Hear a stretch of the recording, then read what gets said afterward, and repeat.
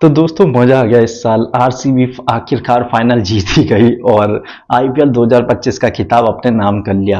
विराट कोहली की आंखों में आंसू साफ देखने को मिल रहे थे कि कितना लंबा इंतजार किया उन्होंने कप पाने के लिए। Virat Kohli, AB de Villiers, Chris Gayle कितनी ऊंचाइयों तक ले गए इस टीम को और आखिरकार उन तीनों को सपना पूरा हुआ। लेकिन विराट कोहली भाई, क्या आंसू थे विराट कोहली के। वो लास्ट के 2 ओवर जब हो रहे थे तो विराट कोहली के इमोशन देखने वाले थे, और जब आखिरी की 2 बॉलें बची थी तो विराट कोहली टूट टूट के रहे। और इस उस एक मूवमेंट से हमें पता चलता है कि आप कितने भी बड़े बन जाओ लेकिन भगवान के आगे आप छोटे ही हो। तो देने वाला भगवान ही है और उसके सामने हम सब कुछ नहीं है। जब उसकी मर्जी होगी तभी देगा, ये बात हमें समझ आती है। अगर मैच की बात करें तो मैच बहुत ही इंटरेस्टिंग हो रहा था। हालांकि जो शुरू में आरसीबी की अप्रोच थी वो बहुत ही अजीबो गरीब लग रही थी, बहुत डिफेंसिव थी, बहुत डरी डरी अप्रोच के साथ विराट और सॉल्ट बैटिंग कर रहे थे। सॉल्ट ने एक दो अच्छे शॉट भी मारे थे, उसमें एक चौका एक छक्का मारा था। और जो जिस बॉल पे फिल सॉल्ट आउट हुए वो बॉल छक्के वाली बॉल थी। अगर वो पूरे मन के साथ बॉल को थोड़ा स्टेप आगे करके मारता तो छक्का ही जाता उस बॉल पे। लेकिन आरसीबी की जो अप्रोच थी वो काफी डरी हुई थी, काफी, क्योंकि प्रेशर होता, ऑफकोर्स सी बात थी, प्रेशर थी, फाइनल था।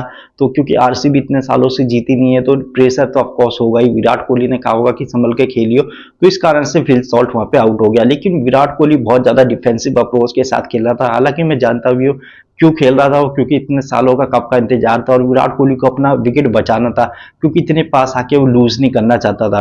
तो विराट कोहली भी चलो ठीक ही खेला, उसकी अप्रोच बहुत सही थी, लेकिन काफी अच्छा किया। मयंक अग्रवाल ने काफी अच्छा खेला था, पारी को बिल्ड कर रहा था, लेकिन वैसे ही काइल जेमिसन उसका विकेट ले गया।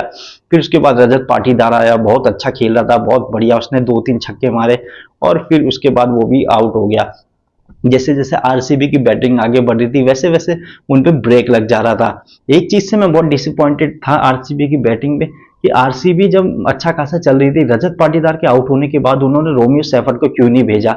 मुझे समझ नहीं आ रहा। जो प्लेयर तगड़ा प्लेयर है तुम्हारे पास उसको रोक के क्या फायदा।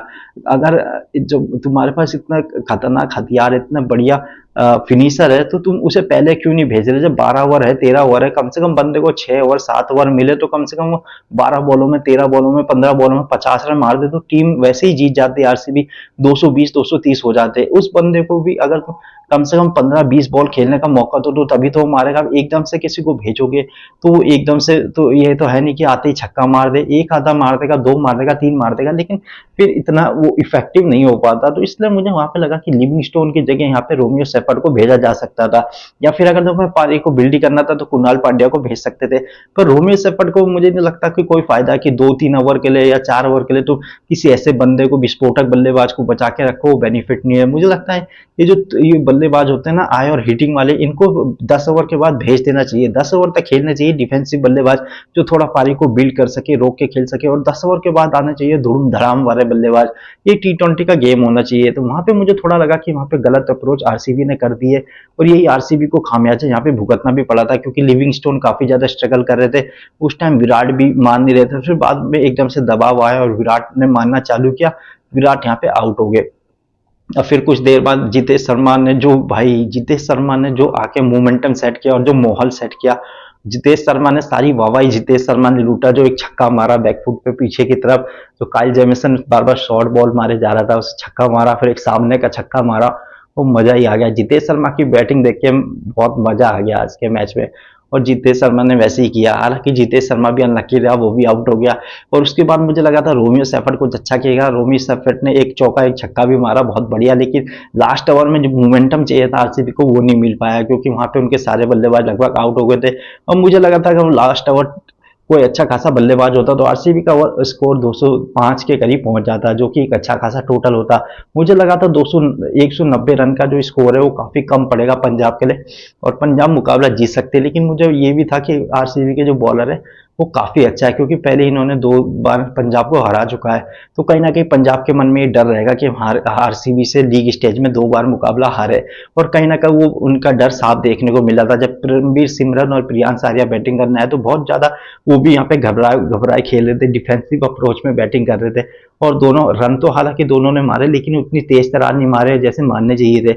और मैंने पहले भी आपको जो वीडियो बनाई थी कल की वीडियो में भी कहा था कि पंजाब का सिर्फ एक विकेट लेना है आरसीबी, और पंजाब में यही डिफरेंस है कि आरसीबी इस टाइम जो है फुल टीम है।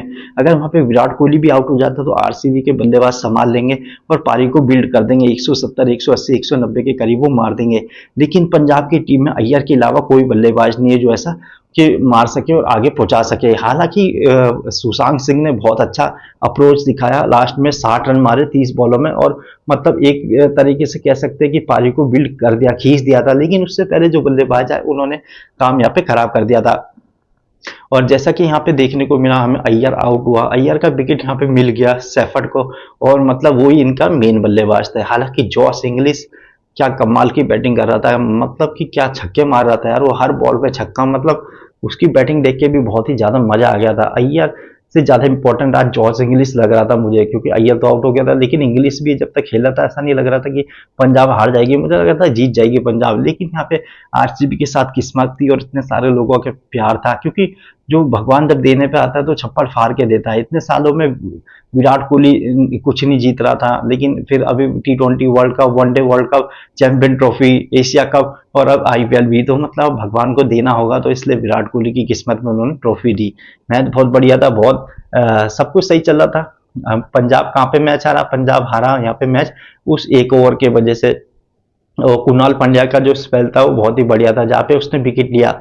सबसे पहला विकेट जो हेजलवुड ने दिलाया वो बहुत अच्छा था, प्रियांश आर्या का, वो स्पिल शॉट ने जबरदस्त कैच किया। उसके बाद यहाँ पे कुणाल पांड्या का जो स्पेल आए वो बहुत जबरदस्त आया। कुणाल पांड्या ने, क्योंकि कुणाल पांड्या ऑलरेडी मुंबई के साथ खेल चुका है, उसने देखा हुआ है फाइनल कैसे खेलते हैं वो, तो मतलब ये दोनों भाई बहुत जबरदस्त है। कुणाल पांड्या, हार्दिक पांड्या, ये दोनों प्रेशर को इतना जल्दी ऑब्जर्व करते हैं कि सामने वाला बंदा क्या होता है और बल्लेबाज और गेंदबाज क्या होता है, तितलियां फूटती है, वो प्रेशर को हैंडल नहीं कर पाते। लेकिन कुणाल पांड्या, हार्दिक पांड्या में ये क्वालिटी है कि दबाव नहीं लेते और दबाव में बहुत अच्छा परफॉर्म करते हैं, और यही कुणाल पांड्या ने देखा इस मैदान पे, जो कि सपाट मैदान था, यहाँ पे स्पिनर्स का एकदम मतलब रन कूट रहे थे स्पिनर को, और वहां पे कुणाल पांड्या 2 विकेट ले गया, इतना अच्छा स्पेल करा, 17 बॉल डॉट मारी, तो यार अनबिलीवेबल। और सबसे मेन विकेट ले गया, मतलब कि परमवीर सिमरन का और एक उसका जॉस इंग्लिश का, 2 मेन विकेट कुणाल पांड्या ले गया, और वहीं से पूरा मैच शिफ्ट हो गया। और तीसरा विकेट श्रेयस अय्यर का, ये जो 2 विकेट गिरे परमवीर सिमरन और श्रेयस अय्यर का बैक टू बैक, ये इसने सारा मोमेंटम शिफ्ट कर दिया और सारा मैच आरसीबी के खिलाफ आरसीबी की झोली में झोल दिया। तो ये बहुत इंपॉर्टेंट विकेट थे। और जैसा कि मैंने कहा था, पावर प्ले बहुत इंपॉर्टेंट रहने वाला है, और पावर प्ले की बैटल, क्योंकि बॉलर तो दोनों के पास सिमिलर ही थे, वहां पे अर्शदीप था तो वहां पे हेजलवुड था, भुवनेश्वर था तो वहां पे वो था काइल जेमिसन, तो मतलब बॉलर तो दोनों के सेम थे। जो मुकाबला होना था वो 7 से 15 ओवर के बीच का और पावर प्ले का मुकाबला होना था, तो यहाँ पे दोनों चीज सिमिलर हुई। पहले जो बॉलिंग अटैक थे दोनों के सेम हुए, एक जैसी बॉलिंग हुई, रन भी खाए और विकेट भी मिले। फिर उसके बाद जो पावर प्ले था वो भी सिमिलर था, आरसीबी ने 55 मारे तो पंजाब ने भी 55 ही मारे 6 ओवरों में। लेकिन जो 7 से 15 ओवर का जो खेल होता है वहां पे आरसीबी ने बाजी मार ली, उनके बल्लेबाजों ने काफी ज्यादा नियंत्रण रखा, काफी अच्छी बैटिंग करी, और वहीं पे पंजाब हार गया। 7 से 15 ओवर के खेल में पंजाब पिछड़ गया और विकेट भी गंवाए और मोमेंटम भी खो दिया, तो यही रीजन था पंजाब यहाँ पे मैच हारा।